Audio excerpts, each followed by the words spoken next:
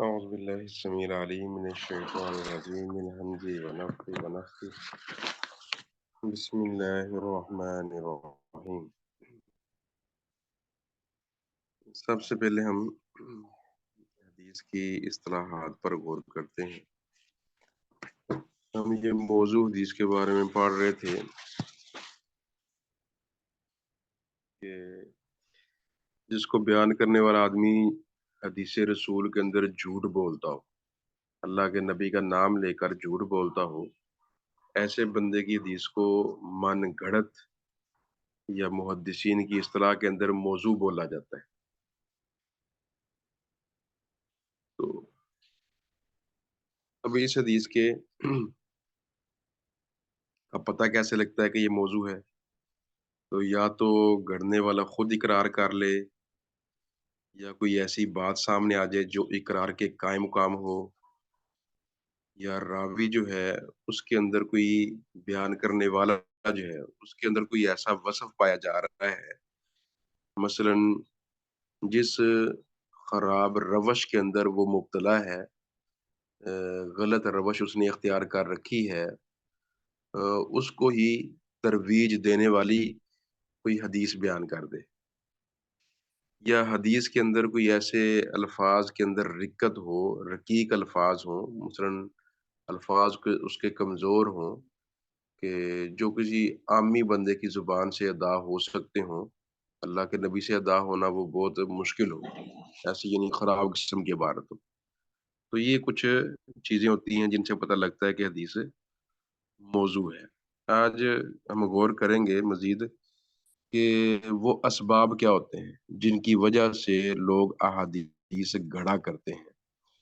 تو اس کے بارے میں جو یعنی اہل اصول ہیں، اصولی لوگ ہیں، جنہوں نے اصول حدیث جو ہیں وہ وضع کیے ہیں، بنائے ہیں، انہوں نے تحقیق کر کے حدیث پر غور کر کے چند چیزیں مرتب کی ہیں کہ یہ اسباب ہو سکتے ہیں، ان اسباب کی بنا پر لوگ احادیث کو گھڑا کرتے تھے. تو مطلب پہلا سبب ہے کہ بعض نیک لوگ ہوتے تھے وہ اللہ کا قرب حاصل کرنے کے لیے حدیثیں گاڑ لیتے، اللہ کا قرب حاصل، اللہ کے قریب ہونے کے لیے حدیثیں گڑتے. مثلا دیکھتے جی قوم گمراہ ہو رہی ہے، قوم راہ راست سے ہٹ رہی ہے، تو لوگوں کو راہ راست پر لانے کے لیے وہ اپنے پاس سے حدیثیں گڑھ کر وہ بیان کر دیتے، کوئی خطرناک قسم کی جہنم کے عذاب سے ڈرانے کے لیے، جنت کا شوق دلانے کے لیے اپنے پاس سے حدیثیں گڑھ دیتے. تو اب جس طرح اس کی ایک مثال ہے کہ میسرہ میسرہ بن عبد ربہ ہی، وہ اس نے جو قرآن کی صورتیں ہیں تو اس کے بارے میں وہ حدیثیں گڑھی ہیں اس کے فضائل کے اندر. تو اس سے جب پوچھا گیا جی یہ تم حدیثیں کہاں سے بیان کرتے، کہنے لگا جی میں لوگوں کو ترغیب دینے کے لیے میں نے ان کو اپنے پاس سے بنایا ہے، یعنی وہ مان بھی گیا بعد میں اعتراف بھی اس نے کر لیا. تو یہ چیز ہوتی ہے کہ لوگوں کو نیکی کی طرف راغب کرنے کے لیے. تو دوسری وجہ ہوتی ہے کوئی ایک خاص مذہب، کوئی سیاسی طور پر یا کوئی ویسے دینی طور پر کوئی مذہب اختیار کر لیا، کوئی راستہ اختیار کر لیا ہے، اب اس کو سچا کرنے کے لیے وہ پھر اپنے پاس سے حدیثیں گاڑ دیتے ہیں. جس طرح خارجی لوگ تھے، شیعہ لوگ تھے شروع اسلام کے اندر، انہوں نے جب رواج پکڑا تو انہوں نے پھر اپنے پاس حدیثیں بنائی. مثلا شیعہ لوگوں نے ایک حدیث بنائی کہ علی خیر البشری من شک فیہ کافر، علی جو ہیں سارے انسانوں سے بہتر ہیں، جو اس میں شک کرے گا وہ کافر ہو جائے گا. تو یہ دوسری وجہ تھی کہ اپنے مذہب کی مدد کے لیے وہ لوگ حدیثیں کرتے. تیسری وجہ تھی کہ اسلام کے اندر تان کرنے کے لیے، مثلا زندی قسم کے لوگ ہیں، بے دین ہیں، جس طرح ملحد، جس طرح آج کل الہاد کا دورہ ہے، لوگ دین سے متنفر ہو رہے ہیں، تو اس طرح کے لوگ پھر لوگوں کو اسلام سے متنفر کرنے کے لیے، دین کے اندر تان کرنے کے لیے وہ حدیثیں گاڑ لیتے. جس طرح وہ ایک حدیث آتی ہے، انس سے بیان کرتے ہیں کہ اللہ کے نبی فرماتے ہیں کہ میں انا خاتم النبیین لا نبی بعدی. اب یہ تو حدیث ملتی ہے بہرحال، آگے ہے الا یشاء اللہ، مگر یہ کہ اللہ چاہے، میں آخری نبی ہوں، میرے بعد کوئی نبی نہیں آئے گا الا کہ اللہ چاہے۔ تو اب یہ ملحد لوگوں کی گھڑی ہوئی حدیث ہے اسلام پر تان کرنے کے لیے۔ اور ایسے ہی ایک وجہ ہوتی تھی، مثلاً چوتھی وجہ، کہ حکام کے قریب حکمرانوں کا قرب حاصل کرنے کے لیے، تو ایسے بھی وہ حدیثیں کاٹ دیتے۔ تو اب اس کے بارے میں ایک قصہ آتا ہے، خلیفہ تھے مہدی، امیر المہدی تھے، تو وہ کبوتر سے کھیل رہے تھے۔ اب وہاں پر ایک آدمی آیا، غیاث بن ابراہیم، اس کا نام تھا غیاث بن ابراہیم۔ تو اس نے دیکھا جی کبوتر بازی کا شوق ہے خلیفہ صاحب کو، تو وہ کہنے لگا جی مقابلہ جو ہے یہ تیر اندازی کے اندر کرنا بھی جائز ہے، اور گھڑ دوڑ کے اندر کرنا بھی جائز ہے، اور اونٹ سواری کے اندر بھی مقابلہ کرنا جائز ہے۔ او جناحن، اور پرندوں کے اندر، کبوتروں کے اندر بھی مقابلہ بازی یہ جائز ہے۔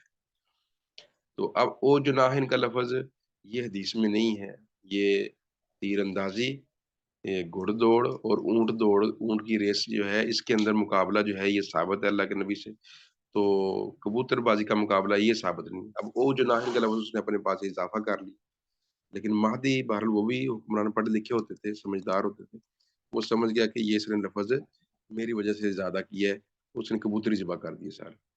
بہرحال یہ ایک وجہ ہوتی ہے۔ اور پانچویں وجہ ایک یہ کہ رزق کی تلاش کے اندر بعض قصہ گو ہوتے ہیں، کہانیاں سنا کے لوگوں کو مزیدار قسم کے اللہ کے نبی کا نام لے کر، تو وہ اپنی جیب جو ہے وہ گرم کرنا چاہتے ہیں، تو ان کے یہی ہوتا ہے کہ عجیب و غریب قصے سنائیں، عجیب و غریب کہانیاں سنائیں، اللہ کے نبی کا نام لے لے کر سنائیں۔ تو یہ ابو سعید مدائنی تھا ایک بندہ، وہ اس طرح کے کام کیا کرتا تھا۔ اور آخری یہ وجہ کہ مشہور ہونے کے لیے، شہرت کی غرض سے، اب بعض لوگ کہ ہماری تقریری شہرت ہو، تو جی ماشاء اللہ تقریر کرتا ہے، کیا بندہ ہے، کیا خطاب کرتا ہے، تو اس وجہ سے پھر وہ عجیب و غریب باتیں گھڑ گھڑ کے وہ اپنے پاس سے لوگوں کو بیان کرتے ہیں۔ تو ابن ابی دہیا، یہ ایک بندہ تھا، حماد نصیبی، یہ ایک بندہ تھا، یہ لوگ ایسے کام کیا کرتے تھے۔ تو یہ تھی چند وجوہات جن وجوہات کی بنا پر لوگ احادیث کو گڑا کرتے تھے۔ تو بہرحال یہ احادیث پر غور کرنے سے چیزیں معلوم ہوتی ہیں، تو اللہ تبارک و تعالی ہمیں ان چیزوں سے محفوظ فرمائے۔ اب آتے ہیں ہم حدیث کی طرف۔ تو آج حدیث تھی وعن ابی ہریرہ رضی اللہ عنہ قال قال رسول اللہ صلی اللہ علیہ وسلم اذا قاتل احدکم فلیجتنب الوجہ، متفق علیہ۔ اللہ کے رسول فرماتے ہیں جب لڑائی کرے احدکم تم میں سے کوئی ایک، فلیجتنب تو چاہیے کہ وہ پرہیز کرے، الوجہ چہرے سے، اسے چہرے سے پرہیز کرنا چاہیے، متفق علیہ، اس پر اتفاق کیا گیا۔ تو اب یہ یعنی کسی مسلمان کے چہرے پر مارنا جو ہے، اس سے اللہ کے نبی صلی اللہ علیہ وسلم منع فرما رہے ہیں کہ مسلمان کا جو چہرہ جو ہے یہ عزت کا مقام ہوتا ہے، اور ویسے بھی اللہ تبارک و تعالیٰ نے یہاں پر سارے حواس رکھ دیے ہیں، یعنی اے، انسان کی جو جتنی حسیات ہیں، دیکھنا ہے، سننا ہے، یا چکھنا ہے منہ کے ذریعے، یا سونگنا ہے، یہ چار حواس تو اللہ نے عز و جل نے انسان کے سر کے اندر ہی رکھ دیے ہیں۔ باقی دماغ جو ہے وہ بھی سر کے اندر ہے، جہاں پر ساری وہ ہدایات وہ دی جاتی ہیں جسم کو ہدایت جہاں سے ملتی ہیں، یعنی کہہ لیں کہ انسان کی باڈی کا، اس کے جسم کا مین مرکز ہے یہ، اور پھر یہی انسان کی خوبصورتی کا مرکز بھی یہی ہے۔ تو اسی لیے اللہ عز و جل نے اس کی خصوصی تکریم بھی فراہم کی ہے، جب سارے صلاحیتیں اس کے اندر رکھ دی ہیں اور خوبصورتی کا مرکز بھی یہ بنا دیا ہے، تو اس وجہ سے پھر اللہ عز و جل نے اس کو خصوصی تکریم بھی عطا کی ہے۔ تو لہٰذا اب جس طرح موسیٰ علیہ السلام کے بارے میں آتا ہے کہ ان کے پاس جب فرشتہ آیا ان کی جان نکالنے کے لیے، انہوں نے تھپڑ مارا تو اس کی آنکھ ہی نکل گئی، تو اس طرح وہ تھپڑ سے یا کوئی مکہ لگ جائے چہرے پر، تو انسان کہہ لے کہ اس کے ضائع ہونے کا اندیشہ ہوتا ہے۔ مثلاً ایک آدمی ہے، اگر وہ مر جائے تو اس کی اسلام کے اندر 100 اونٹ دیت ہے، تو لیکن अब बाज़ अज़ा ऐसे हैं कि अगर वो ख़त्म हो जाएँ तो वो भी कह लें कि इंसान के ख़त्म करने की तरह ही है। मसलन आँखें हैं 2 इंसान की, एक आँख चली जाए तो वो समझो आधा इंसान चला गया, दूसरी चली जाए तो समझो पूरा इंसान ज़ाया हो गया। तो एक आँख की दियत 50 ऊँट है, दोनों आँखों की दियत 100 ऊँट है। इस तरह एक टाँग है वो कट जाए 50 ऊँट दियत है, दूसरी टाँग कट जाए तो 100 ऊँट है, पूरे हो जाते हैं। यानी इंसान की मुकम्मल दियत भी 100 ऊँट है। तो इस तरह ये दोनों टाँगें या दोनों बाजू या दोनों आँखें वो चली जाएँ तो इससे भी वो 100 ऊँट ही वो दियत बनती है। तो कह लें कि ये यानी ये इसी से इंसान बनता है। आँखें हों तो इंसान है, ना हों तो ज़िंदगी जी तो बहरहाल ये और इंसान की उम्र है, तो इंसान की यानी उस उतने के लिए के नबी सल्लल्लाहु अलैहि वसल्लम की तरफ से खुसूसी इरशाद जो है फरमाया गया है ना तुम्हें। तो बाकी ये है मान के लेकिन वो शख्स जो मुस्लिम है और वो जो है रब का नाफरमान है, तो वो जिस ज़ात को बनाया है जब वो उसकी नाफरमानी करता है और उसका दुश्मन बन जाता है, तो फिर अल्लाह तबारक व तआला जो है उसकी तकरीम भी ख़त्म कर देते हैं। जिस तरह वो यानी जो तो पहले के मुसलमानों के साथ अहले इस्लाम यानी मुसलमान से मुराद यानी जो रब के फरमानबरदार हैं, उनके साथ अच्छे से बर्ताव करते हैं, सलूक करते हैं और एहतराम आदमियत का रिश्ता उनसे कायम रखते हैं। तो उनके बारे में तो नहीं, लेकिन वो जो मैदान जंग में आ जाते हैं, एक खुद अल्लाह के दुश्मन हैं, जो अल्लाह की बात मानते हैं, आते हैं, उनके खिलाफ काम शुरू करते हैं। अब उनके बारे में यही कुरान में फ़ादरिबू फ़ौक़ के गर्दनों के ऊपर ज़ाहिर बात चेहरा क्यों? यानी चेहरा जो है इंसान के जिस्म के भाई मोहतरम मुकाम है अल्लाह का नाफरमान हो जाता है, उनके दुश्मन बन जाता है, तो फिर वो अपना वो जिस तरह ये हाथ है मसलन, अब हाथ है, एक कट जाए आपका तो 50 ऊँट दिए। 50 ऊँट कह लें कि अगर 5 लाख का ऊँट हो, तो पहले 2.5 करोड़ बन जाता है, करोड़ रुपए का हाथ है। लेकिन यही हाथ नाफरमान हो जाए, चोरी करे, तो जब चोरी करे तो चौथाई दिनार, दिनार का चौथा हिस्सा, मसलन 20 दिनार हो तो 7 तो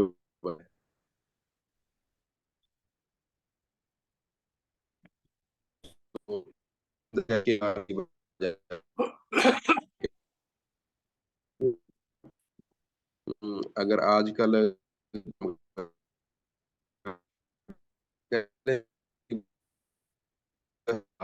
दिन बनता है।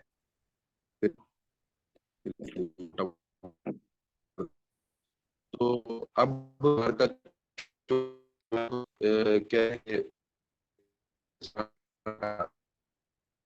कि ये मोटा-मोटा अब इतनी चीज़ 18,000 की चीज़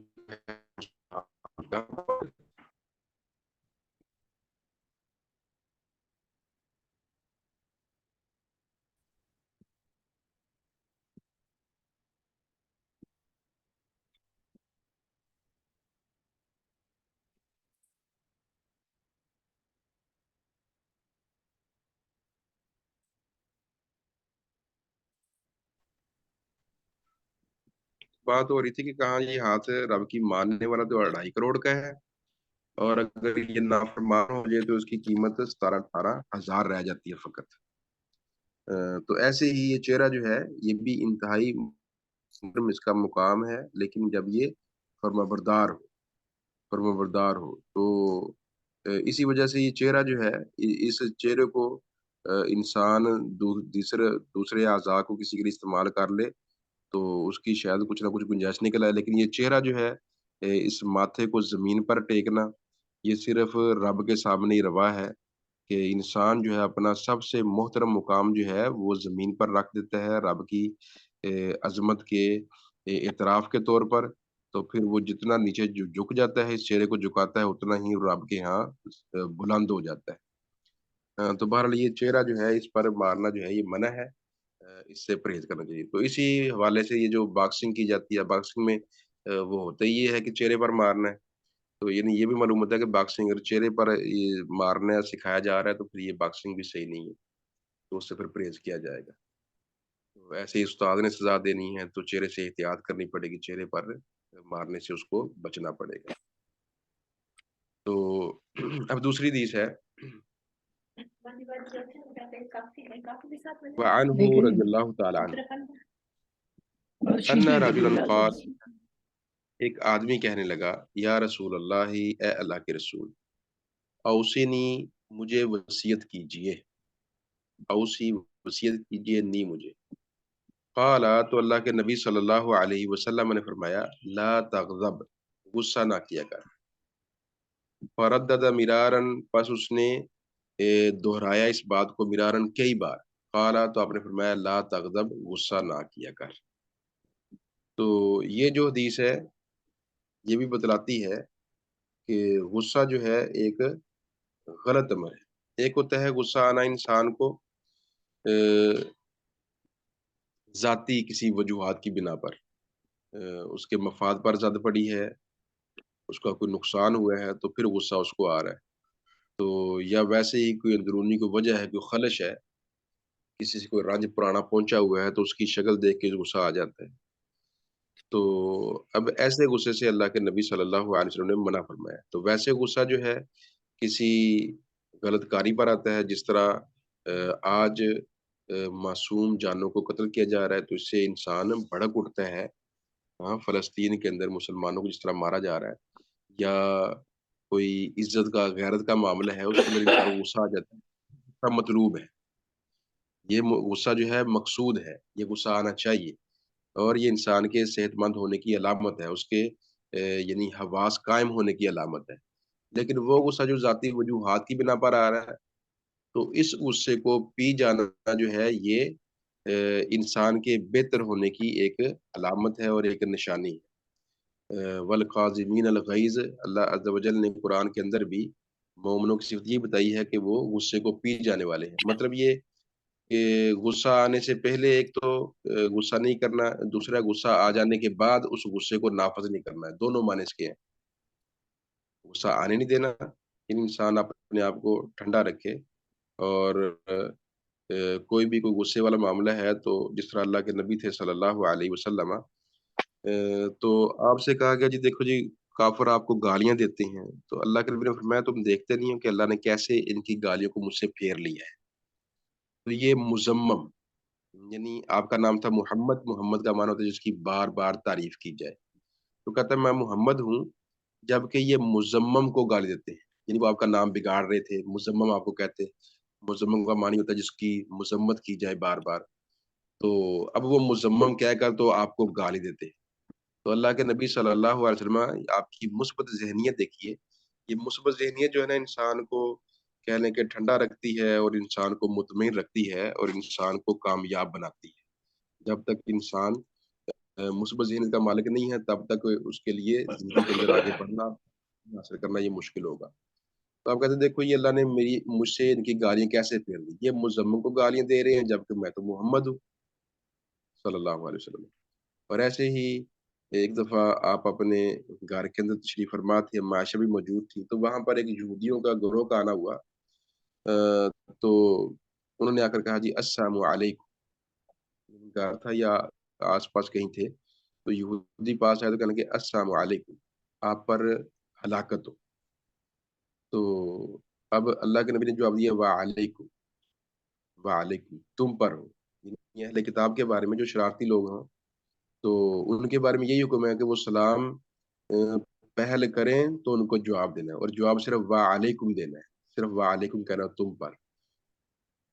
تو اگر کوئی دیکھیں کہ اچھے لوگ ہیں، بااخلاق لوگ ہیں اور ان کے سلام کی سمجھ بھی آئی، صحیح سلام انہوں نے لیا تو ٹھیک ہے، پھر پورا بھی کہہ لیں، تو ورنہ حکم یہی ہے حدیث کے اندر کہ صرف وعلیکم ہی کہنا ہے۔ تو اب وہ عائشہ نے سنا تو ان کو سمجھ آ گئی، تو وہ کہنے لگی وعلیکم اللعنۃ، تم پر لعنت ہو، والسلام واللعنۃ، تم پر ہلاکت ہو، تم پر لعنت ہو۔ تو अल्लाह के नबी कहने लगे, "क्यों गुस्सा कर रही हो? क्यों ऐसे बोल रही हो?" तो कहने लगे, "आपने इनके अल्फाज़ नहीं सुने, इन्होंने क्या कहा है?" कहा, "तुमने मेरा जवाब नहीं सुना, मैंने क्या जवाब दिया? तो ये इन्होंने मेरे लिए बददुआ की है और मैंने आगे से वा अलैकुम कह दिया, तो इनकी बददुआ मेरे हक़ में कबूल नहीं होगी, जबकि मेरा वा अलैकुम कहना इनके हक़ में कबूल हो जाएगा कि जो तुमने मेरी तरफ भेजा है वो अल्लाह तुम पर ही पलट दे, वो अल्लाह तुम पर ही पलट दे।" तो ये यानी यहाँ पर भी देखें अल्लाह के नबी सल्लल्लाहु अलैहि वसल्लम शाह मदीना हैं, बादशाह वक़्त हैं, सदर ममलकत इस्लामिया हैं और जानसार फ़दायीन आपके पास मौजूद हैं, जो आपके इशारों पर कट मरने के लिए हर वक़्त तैयार रहते थे। तो लेकिन इसके बावजूद आप किस कदर सुलझी तबीयत के मालिक थे कि इस तरह ज़्यादती करने वालों की बातें भी आप पी जाते हैं। ऐसे भी अहादीस में आता है कि आए आपके गले के अंदर वो डाल दिया कपड़ा डाल दिया और सख्ती से खींचा आपको, तो आप सच में गुस्सा नहीं फरमाया, फिर भी आप मुस्कुराते रहे। तो ऐसे ही लोग हैं वो आपसे माँगने के लिए आए, जी हमें आप बादशाह वक़्त हैं, आपके पास माल है, हमें नवाज़िए।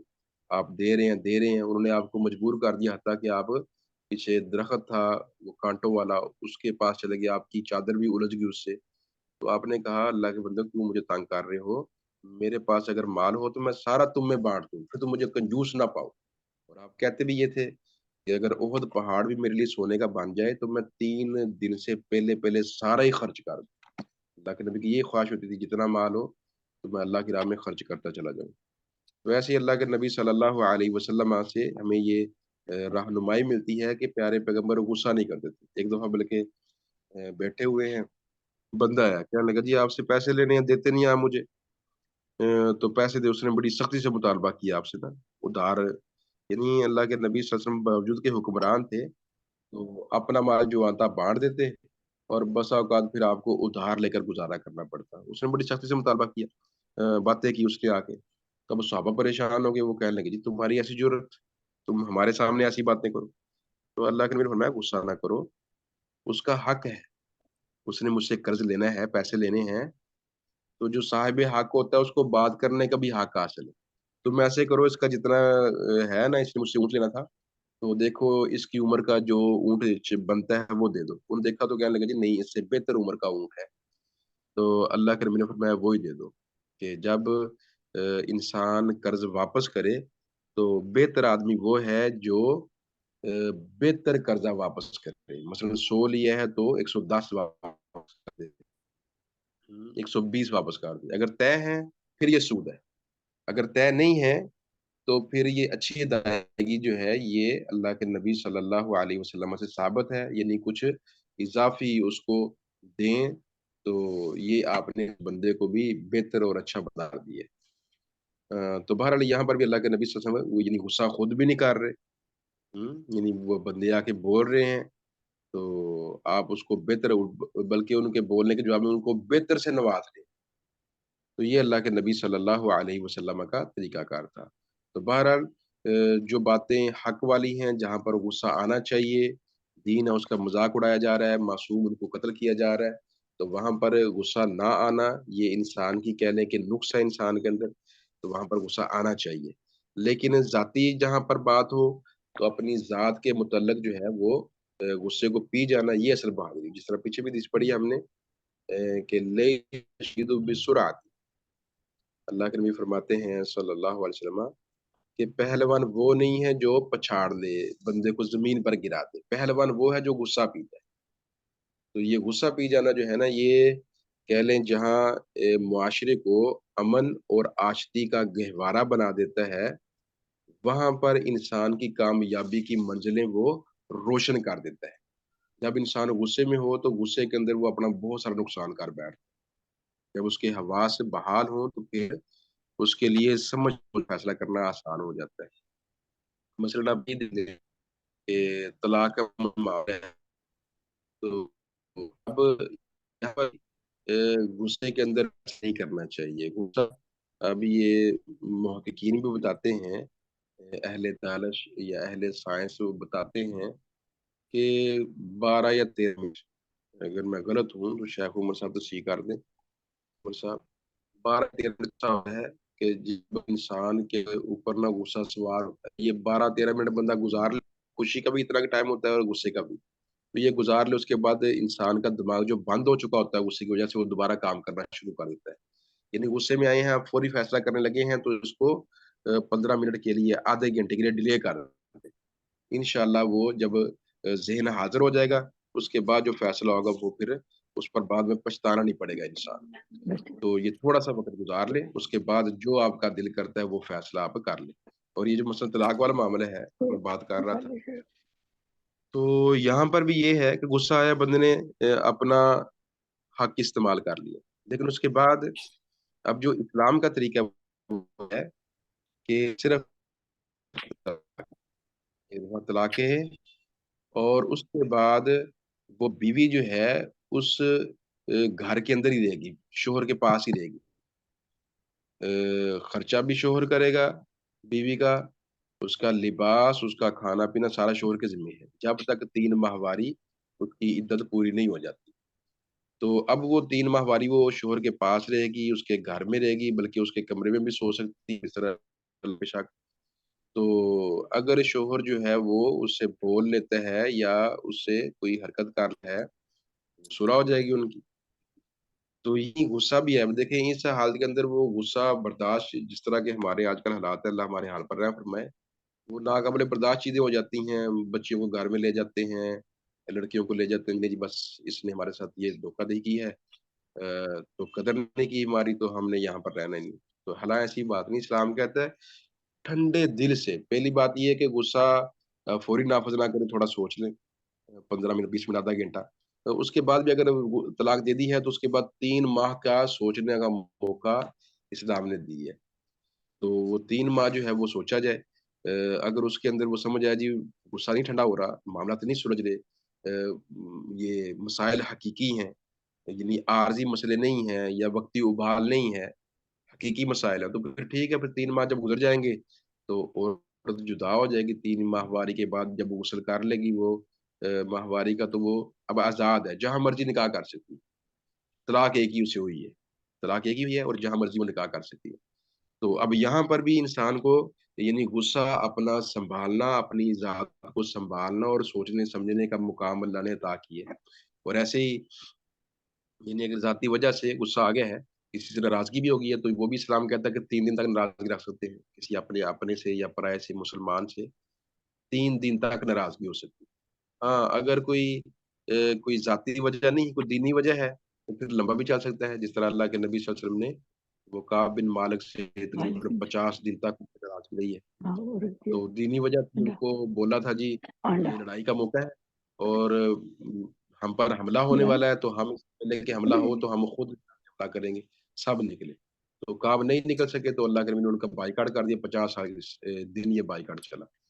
تو اس طرح کی وجہ ہے تو پھر ٹھیک ہے، اگر وہ وجہ نہیں، ذاتی صرف مسئلہ ہے، تو پھر 3 تک گنجائش، 3 دن تک ناراضگی رکھ لیں، بائیکاٹ کر دیں، اس کے بعد بولنا پڑے گا، ورنہ پھر انسان جو ہے وہ اللہ کے یہاں مجرم بن جائے گا۔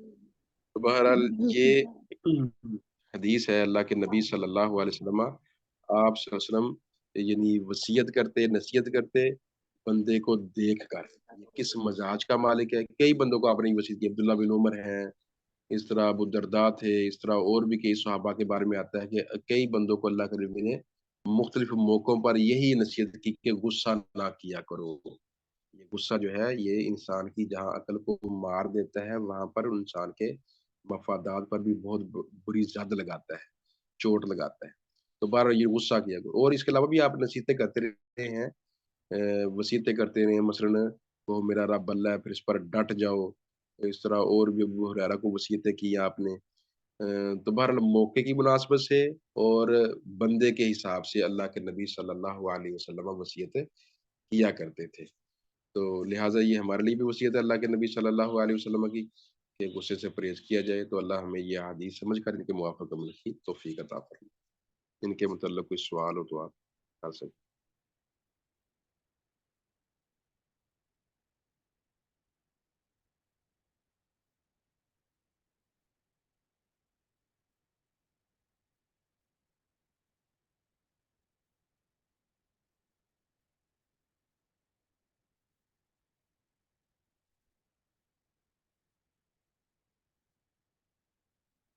ٹھیک ہے جی، نہیں پھر سوال کوئی تو نہیں، کلاس تمام کرتے ہیں انشاءاللہ، پھر کل پڑھیں گے۔